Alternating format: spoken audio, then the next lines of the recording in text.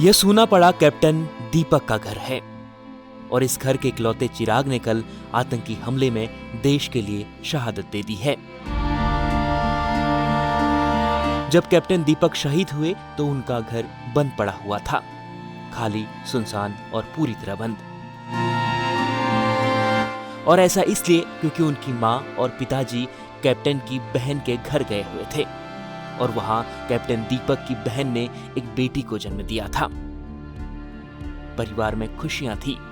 खुद दीपक भी रक्षाबंधन पर अपनी बहन के घर जाने वाले थे, लेकिन वो अपनी भांजी की एक झलक भी नहीं देख पाए। कैप्टन दीपक मूल रूप से अल्मोड़ा के रहने वाले थे। उनका परिवार अब देहरादून में रहता था और जब परिवार ने लाडले बेटे की शहादत की खबर सुनी तो सभी बुरी तरह रो पड़े। कैप्टन दीपक 4 महीने पहले ही अपनी दूसरी बहन की शादी के लिए घर आए हुए थे और वो अपनी 2 बहनों के इकलौते भाई थे, लेकिन एक आतंकी हमले ने उन्हें परिवार और उन बहनों से हमेशा के लिए दूर कर दिया।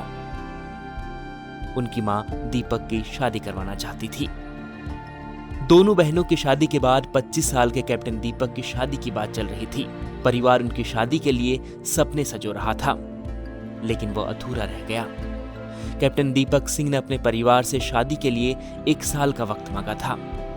उन्होंने अपनी मां से कहा था कि राष्ट्रीय राइफल्स में जब सेवाएं पूरी हो जाएंगी तो वह शादी कर लेंगे, लेकिन मां से किया गया दीपक का वादा अधूरा रह गया।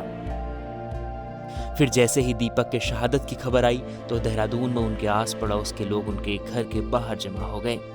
उनके पिता रात को ही केरल से देहरादून के लिए रवाना हो गए थे, जिसके बाद सेना ने भी उन्हें सलामी देते हुए देहरादून के लिए रवाना कर दिया है, जहां आज कैप्टन दीपक की आखिरी यात्रा निकलने वाली है। News report इंडिया.com।